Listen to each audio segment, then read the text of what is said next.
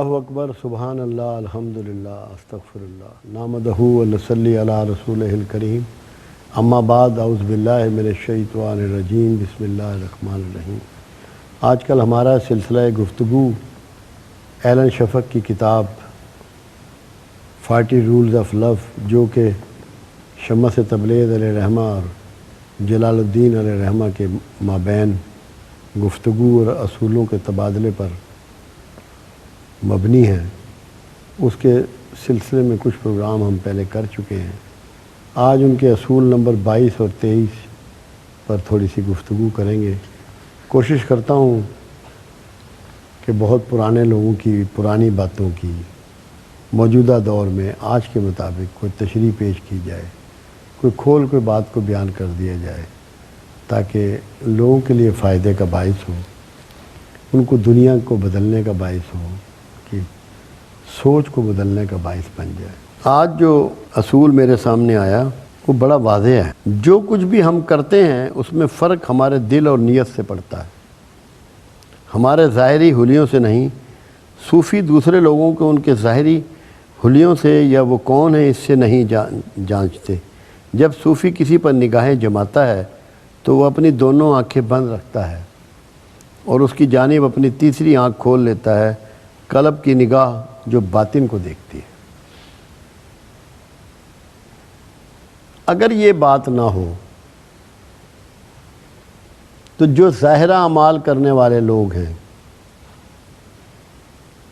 ان کے حلیے بڑے نیکوں کے ہیں، ان کے ماتھے سجدوں سے سجے ہوئے ہیں، داڑیاں خوبصورت ہیں، تسبیحاں خوبصورت ہیں، تو وہ سارے ہی ولی اللہ بن جائیں، وہ سارے ہی اللہ کے برگزیدہ لوگ ہوں۔ مگر کیا ایسا ہے؟ کیا آپ لوگ ان کو ولی سمجھتے ہیں؟ میرا نہیں خیال کہ ایسا ہے۔ اس کی مثالیں ہمیں بہت واضح طریقے پہ رسول اللہ صلی اللہ علیہ وسلم کی زندگی مبارک سے ملی۔ جب مکہ میں کوئی منافق نہیں تھا، لوگ جیسے تھے بالکل کھلے علی الاعلان، یا کافر تھے تو علی الاعلان اور مومن ہوئے تو علی الاعلان، ان میں منافقت نہیں تھی۔ اور جب آپ مدینہ پہنچتے ہیں تو وہاں کوٹ کوٹ کے منافقت تھی۔ رئیس المنافقین عبداللہ ابن ابی سب سے تیز چل کر دوڑتا ہوا نماز میں شامل ہوتا اور اس کی کبھی تکبیر اولیٰ ضائع نہیں ہوئی۔ بڑے زور و شور سے اور بڑے کیا کہنا چاہیے رکھ رکھاؤ کے ساتھ بڑے اچھے طریقے سے وہ نماز ادا کرتا، مگر خطاب کیا ملا اس کو؟ رئیس المنافقین۔ اعمال تو اس کے ظاہرہ بہت بڑھیا تھا، طریقہ بھی بہت بڑھیا تھا، بلکہ شروع میں جب آپ مدینہ تشریف لے گئے اور جمعہ شروع ہوا تو کچھ جمعوں میں عبداللہ ابن ابی نے آپ سے پہلے تھوڑی سی تقریر بھی کی، جمعہ کے خطبہ میں آپ سے پہلے تھوڑی سی تقریر بھی کی، مگر اللہ نے ان کو منافق ہی کہا۔ اللہ نے کہا ہے محمد صلی اللہ علیہ وسلم، تو نے ان کے جنازے ادا نہیں کرنے، تو نے ان کی قبروں پہ کھڑا نہیں ہونا، تو نے مجھ سے ان کے لیے بخشش نہیں مانگنی، اگر تو 70 مرتبہ بھی بخشش مانگے گا تو میں انہیں نہیں بخشوں گا۔ اور جو انہوں نے مسجد بنائی، مسجد اللہ کا گھر، اللہ کے سجدہ ریز ہونے کی جگہ، کہ اللہ کے حضور سجدہ ریز ہوتے ہیں، اللہ نے کہا اس مسجد کو آگ لگا دو، مسجد ضرار اس کا نام ہے قرآن میں، اور اس مسجد میں جایا کرو جس کی بنیاد پہلے دن سے تقوی پہ اٹھائی گئی۔ اگر ظاہرہ اعمال ہی سب کچھ ہوتے تو اللہ کے رسول کو اللہ کہتا ہے کہ تو ان کے لیے بخشش بھی مانگے گا تو نہیں کروں گا، اس کی مسجد کو آگ لگا دو، کیا ضرورت پڑی تھی؟ اس لیے کہ اللہ کو تو ان کی نیتیں معلوم تھیں، نیتوں میں کھوٹ تھا، نیتوں میں نفرت تھی، نیتوں میں نقصان پہنچانے کی آرزو تھی۔ تو بنیاد کہاں ٹھہری؟ نیتوں پر۔ بخاری شریف کی جب محمد بن اسماعیل بخاری نے ابتدا کی تو پہلی جو حدیث بیان کی وہ یہ کہ انما الاعمال بالنیات، کہ اعمال کا دار و مدار نیتوں پر ہے۔ اگر نیت خالص ہے تو اعمال خالص ہیں، اگر نیت ناخالص ہے تو اعمال بھی ناخالص ہیں۔ پھر ایک اور بنیاد فراہم کر دی، تیرا ایمان مکمل نہیں ہوتا جب تک کہ تجھے محمد صلی اللہ علیہ وسلم سے اتنی محبت نہ ہو جائے جان، مال، اولاد، ناموس سے بڑھ کے۔ ایمان مکمل نہیں ہوتا، ایمان ہی نامکمل ہو، اس کے تحت جو بھی اعمال کرو گے ان کی کیا ویلیو، کیا ویٹیج ہے ان کا؟ یہ اصول دے دیا، ایک ضابطہ دے دیا کہ اگر تو یہ چاہتا ہے کہ تیرے اعمال اللہ کے ہاں قبول ہو اور تجھے اس کی سند ملے تو تجھے رسول اللہ صلی اللہ علیہ وسلم سے بہت زیادہ محبت کرنی پڑے گی۔ اپنی ہر چیز سے زیادہ قیمتی تجھے رسول اللہ کی ذات ہو جائے گی۔ تو یہاں جو اصول دیا جا رہا ہے، جو بات کی جا رہی ہے، وہ نیات کی جا رہی ہے۔ کتنی بڑی امپارٹنس ہے نیت کی، نیت پر ساری بنیاد اٹھائی گئی ہے۔ اب جتنا معاشرہ ہے ہمارا، بے شمار نمازی ہیں، پانچوں وقت کے نمازی ہیں، باجماعت نمازوں کے نمازی ہیں۔ اب قرآن نے فارمولہ دے دیا، وہاں نیتیں کھڑی ہوئی ہیں کہ نماز تجھ پہ اس لیے فرض کی گئی ہے کہ یہ فحش و منکر سے روکتی ہے۔ فحش و منکر جاری ہے، منکر سے مراد جن چیزوں سے اللہ نے روکا اس کا بھی کرنا، فحش سے مراد بے حیائی کی حرکتیں، دونوں جاری ہیں، نماز بھی جاری ہے۔ اس کا مطلب ہے نیت میں کہیں فتور ہے، نیت خالص نہیں ہے، جو نماز کے نتائج نہیں آ رہے۔ اس کو تلاش کرنا چاہیے، اس کو فکر مند ہونا چاہیے، راتوں کو اٹھ کے جاگے اور سوچے کہ میری نماز کے نتائج کیوں نہیں آ رہے۔ جب نتائج نہیں آ رہے تو وہ قبولیت کیسے ہوگی؟ وہ تو یقینی طور پہ قبولیت نہیں ہے۔ تو یہ ہمیں اپنی نیتوں کو جانچنا ہے، بھانپنا ہے۔ رشوت کے پیسے سے قربانی کا جانور کر رہے ہیں تو کیا وہ قربانی ہوگی؟ نیت تو رشوت کی ہے۔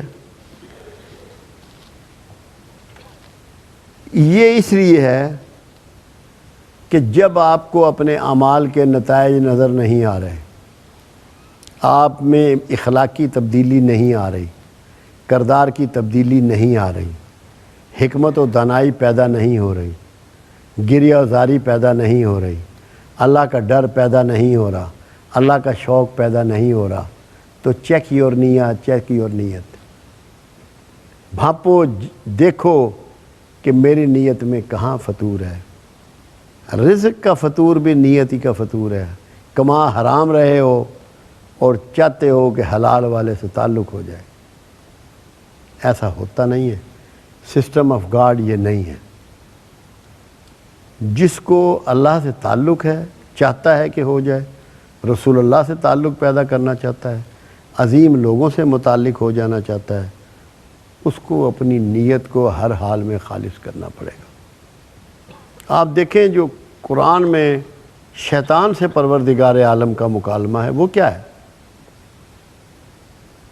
شیطان نے کہا تو مجھے مہلت دے، اللہ نے کہا تجھے وقت مقررہ تک کے لیے، یعنی قیامت تک کے لیے مہلت ہے۔ انہوں نے کہا میں تیرے بندوں کے راستے میں بیٹھوں گا، انہیں آگے سے، پیچھے سے، دائیں سے، بائیں سے گھیروں گا۔ اللہ نے فرمایا جو میرے اخلاص والے بندے ہیں تو ان کا کچھ نہ بگاڑ سکے گا۔ تو اخلاص کیا چیز ہے؟ کوئی عمل ہے؟ بے غرض نیت کا نام اخلاص ہے۔ بے غرض نیت کا نام اخلاص ہے. جو اللہ سے اس لیے پیار کرتے ہیں کہ وہ میرا مالک ہے اور میرا خالق ہے اور مجھے دینے والا ہے اور مجھ سے چھیننے والا ہے اور مجھے پالنے والا ہے. جو اللہ سے غرضیں وابستہ نہیں کرتے. ہماری تو حالت یہ ہے کہ 2 نفل نماز پڑھتے ہیں, پورا لمبا پرچہ اپنی ضرورتوں کا اللہ کے ہاتھ میں تھما دیتے ہیں کہ یہ کام تو نے کرنے ہیں. اخلاص کدھر گیا؟ ہم نے تو غرضیں وابستہ کی ہوئی ہیں. تو غرضوں والوں کی تو دوستی نہیں ہوتی. اپنے لیے آپ کا سٹینڈرڈ یہ ہے کہ ہر کوئی چاہتا ہے کہ میرے ملنے والے, میرے تعلق والے, میرے رشتہ دار میرے ساتھ مخلص ہو جائیں, میرے ساتھ بے غرض ہو جائیں, اور آپ اللہ سے غرضوں سے تعلق رکھتے ہیں. اتنی کھوٹی نیت کے ساتھ نتائج کہاں سے ملیں گے؟ اللہ کے ساتھ بے غرض ہو جائیں, کھلی نیت والے ہو جائیں, نتائج آپ کی جھولی میں ڈال دے گا. عزت بھی دے گا, اطمینان بھی دے گا. آج اطمینان نہیں ہے.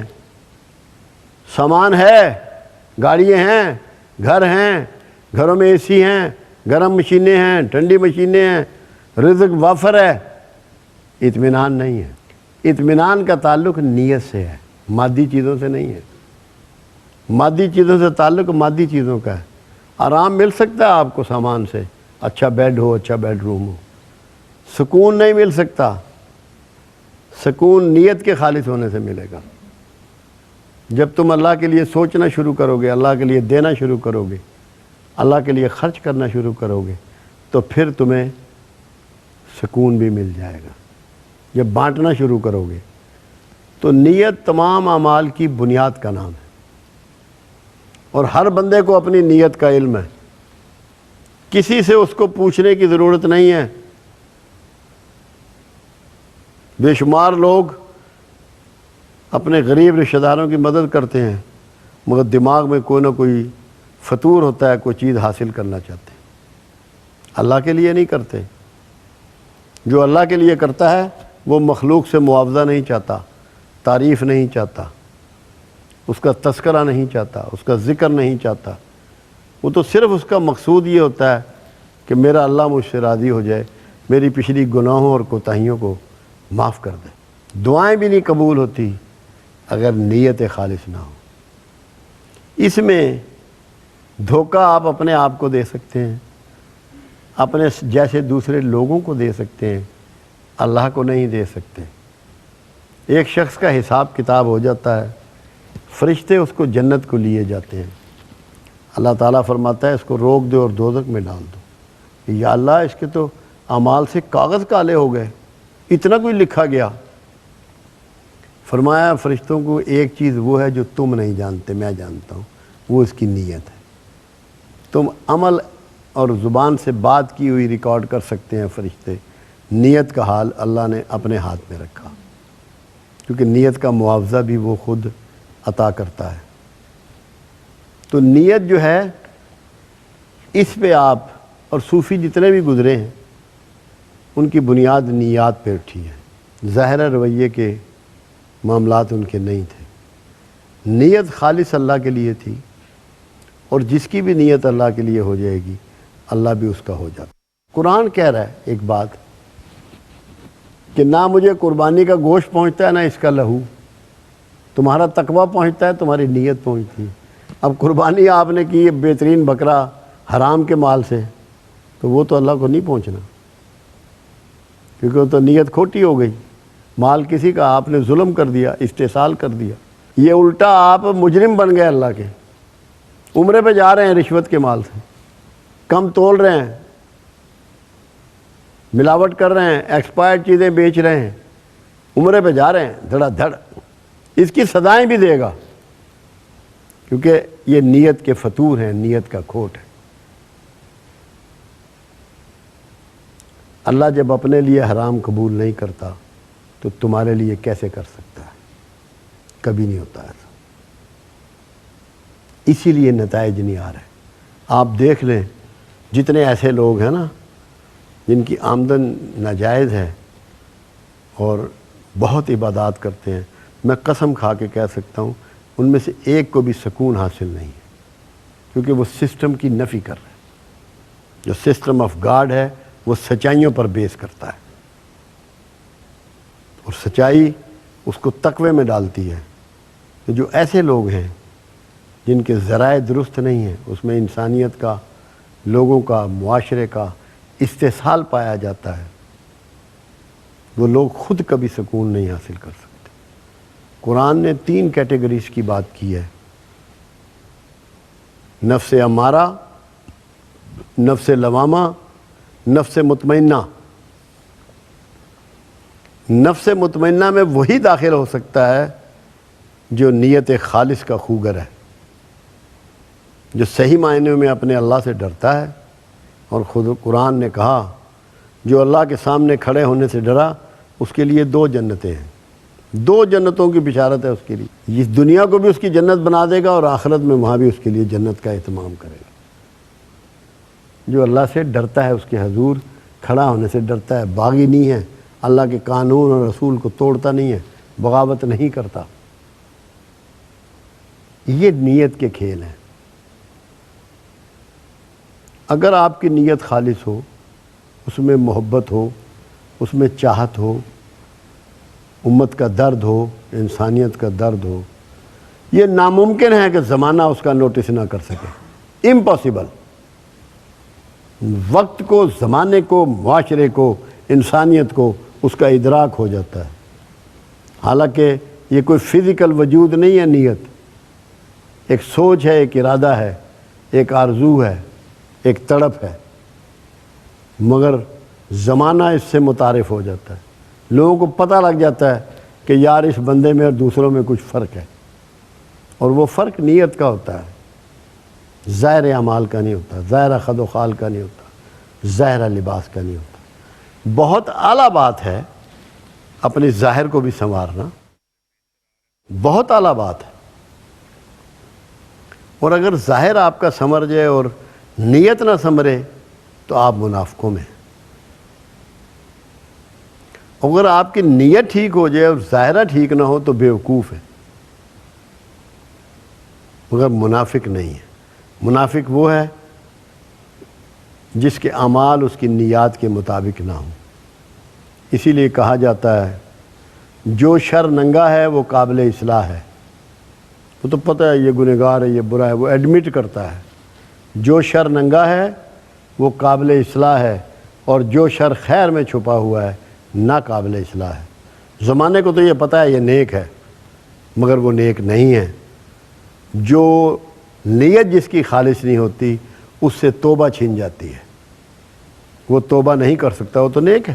اور جس سے توبہ چھن جائے اس سے انسانیت کا شرف چھن جاتا ہے، وہ اپنے شرف پر قائم نہیں رہتا۔ اس لیے نیت بہت امپارٹنٹ چیز ہے۔ اسی لیے صوفیوں نے کہا کہ طریقت شریعت کی نیت ہے، چلنا شریعت پہ ہے مگر نیت کے ساتھ۔ جو نیت کے ساتھ شریعت پہ نہیں چلتے وہ اپنے آپ کو دھوکہ دے رہے ہیں، مخلوق کو دھوکہ دے رہے ہیں، اللہ کو تو دے نہیں سکتے۔ قدرت کے پاس خبر کے سوا کچھ اور نہیں، اور تیرا علاج نظر کے سوا کچھ اور نہیں۔ وہ نظر سے یہاں مراد تیسری آنکھ ہے۔ تیسری آنکھ کیا ہے؟ ایک تو یہ 2 آنکھیں ہیں، یہ بصارت کی آنکھیں ہیں، اور جب یہ بند کر لیں تو تیسری آنکھ کھلتی ہے، وہ بصیرت کی آنکھ۔ اس سے کچھ نہیں چھپتا، وہ ماضی میں بھی جھانک آتی ہے، مستقبل میں بھی جھانک لیتی ہے، حال کو بھی بھانپ لیتی ہے۔ وہ تیسری آنکھ ہے جسے کہتے ہیں کہ نگاہ کریں ہماری طرف، توجہ کریں ہماری طرف۔ وہ تیسری آنکھ سے ہوتی ہے بصیرت کے ساتھ۔ اللہ کے رسول صلی اللہ علیہ وسلم کا فرمان ہے مومن کی فراست سے ڈرو کہ وہ اللہ کے نور سے دیکھتا ہے۔ وہ جو اللہ کا نور ہے وہ سچائی ہے جو اس کے بصیرت میں ہوتی ہے، اس کے رویے میں ہوتی ہے، اس کی سوچوں میں ہوتی ہے، اس کے علم میں ہوتی ہے، اس کی حکمت میں ہوتی ہے۔ جب اس سے وہ دیکھتا ہے تو وہ آپ کا علاج بھی کرتا ہے اور آپ کی بیماریوں کو دور بھی کرتا ہے۔ اور جتنے صوفی اس علاقے میں گزرے ہیں ان سب کو اس میں کمال حاصل تھا۔ اور یہ دونوں حضرات جن کے حوالے سے یہ کتاب اس نے لکھی ہے، یہ تو دونوں بالکل بام عروج پر تھے اور انتہائی کمال کے لوگ تھے، اور دلوں کا حال جاننے والے تھے، صاحب بصیرت تھے۔ صاحب بصیرت آج اگر مل جائے تو بڑے نصیب کی بات ہے۔ بڑا قحط الرجال ہے آج کل، صاحب بصیرت کا ملنا انتہائی عنقا ہو چکا ہے، بڑا مشکل ہو گیا، کیونکہ اب لوگ سارا کچھ ظاہر سے دیکھتے ہیں، ظاہر پر فیصلے صادر کرتے ہیں۔ اہل بصیرت دل کو دیکھتے ہیں اور دل کے فیصلے صادر کرتے ہیں۔ وہ روز ازل یہ مجھ سے کہا، صبح ازل یہ مجھ سے کہا جبرائیل نے، جو عقل کا غلام ہو وہ دل نہ کر قبول۔ تو جب دل سے دیکھنا شروع کرتا ہے، دل کی آنکھ واہ ہو جاتی ہے، تو پھر سارے مسئلے حل ہو جاتے ہیں، اور محبت بھی پھیل جاتی ہے، نور بھی پھیل جاتا ہے، رحمت بھی پھیل جاتی ہے۔ اللہ کرے کہ ہمیں ایسے لوگ میسر آ جائیں جن کی دل کی آنکھ واہ ہو، کھلی ہوئی ہو، اور ہمیں اس سے فیض اٹھانے کا موقع مل جائے۔